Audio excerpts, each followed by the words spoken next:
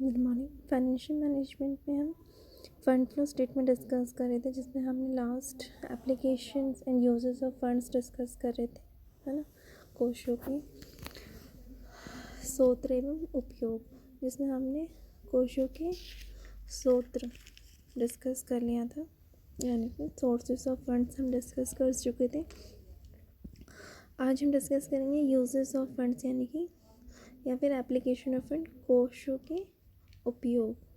ठीक है, जिसमें सबसे पहला है ऑपरेटिंग लॉसेस, यानी कि क्रियाशील हानि। तो जिस प्रकार क्रियाशील लाभ यानी कि हमारा ऑपरेटिंग प्रॉफिट कोशों का स्रोत होता है, यानी कि सोर्स होता है, सोर्सेस ऑफ फंड, उसी तरह क्रियाशील हानि यानी कि ऑपरेटिंग लॉस क्या है, उसका उपयोग होता है, यूजेस ऑफ फंड होता है। क्यों? क्योंकि इसके फलस्वरूप कोशों व्यवसाय से बाहर, कोश क्या है, व्यवसाय से बाहर चले जाते हैं। ठीक है, यानी कि the loss from operations consumes working capital. Losses arise when the expenses that involve of working capital are in excess of revenue. ठीक है, as with net profit, the expenses and revenue items involving no working capital should be adjusted to net loss. ठीक है, इसमें next है हमारा redemption of preference shares. Redemption of preference shares यानी कि अधिमान अंशों का शोधन। ठीक है, तो the redemptions of preference shares involves the uses of cash. It should be noted that it is not the face value of the security redeemed that is important. The important thing is to know the actual payment made to retire such as securities. ठीक है, another important point is to remember is that if redemption of preference share will affect working capital, if it has been paid only in cash or bank. If redemption is made out of fund created specially for this purpose, then it will not affect the working capital. कहने का मतलब है कि यदि जो शोधनीय अधिमान अंशों का शोधन नकद या चालू यानी कैश और बैंक संपत्ति से किया गया हो, तो ये कोशों का उपयोग होगा। क्यों? क्योंकि इससे क्या है, कार्यशील पूंजी में कमी होती है।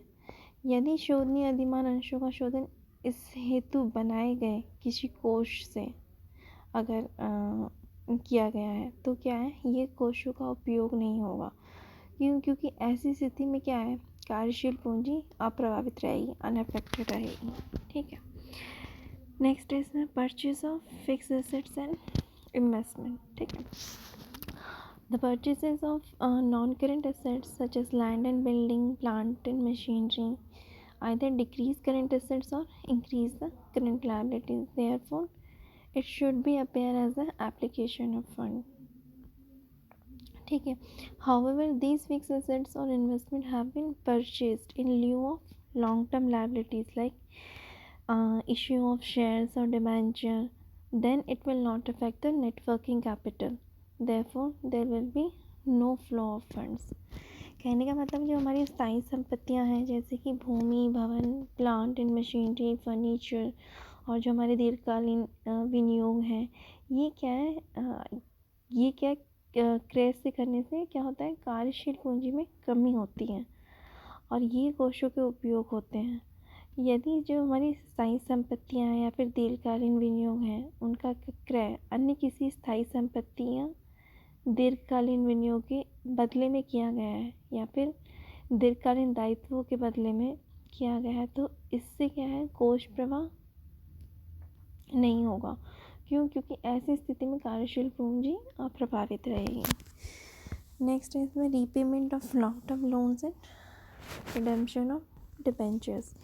Repayment of long term loans and redemptions of debentures results in the decrease of the current assets and is therefore a use of fund. If long-term debt is cancelled by issuing new securities, the cancellation is neither use nor sources of fund. It should also be noted that if redemption of debenture is made out of fund like debenture redemption fund, created for redemption of debentures, then it will not be an application of fund as it will not affect the net working capital. ठीक है, यानी कि जो दीर्घकालीन ऋण हैं उनको क्या पुनः भुगतान करना या फिर ऋण पत्रों के शोधन पर भुगतान की गई शुद्ध राशि से क्या है कार्यशील पूंजी में कमी हो जाती है, इसीलिए ये क्या है कोषों का उपयोग है। ये ध्यान दें कि भाई अगर योग्य है कि यदि इन ऋणों का भुगतान इससे हेतु मतलब इसके लिए जो बनाए गए किसी कोष से किया जाता है, जैसे जो ऋण पत्र शोधन कोष होते हैं आदि से अगर हम करते हैं किया गया है तो क्या है कोषों का उपयोग नहीं होगा ये। क्यों? क्योंकि ऐसी स्थिति में क्या है जो हमारी कार्यशील पूंजी वो क्या अप्रभावित रहेगी, अनअफेक्टेड रहेगी। नेक्स्ट है इसमें हमारा payment of dividend and taxes. So payment of dividend and taxes result in the decrease in working capital. Hence, it is a use of funds.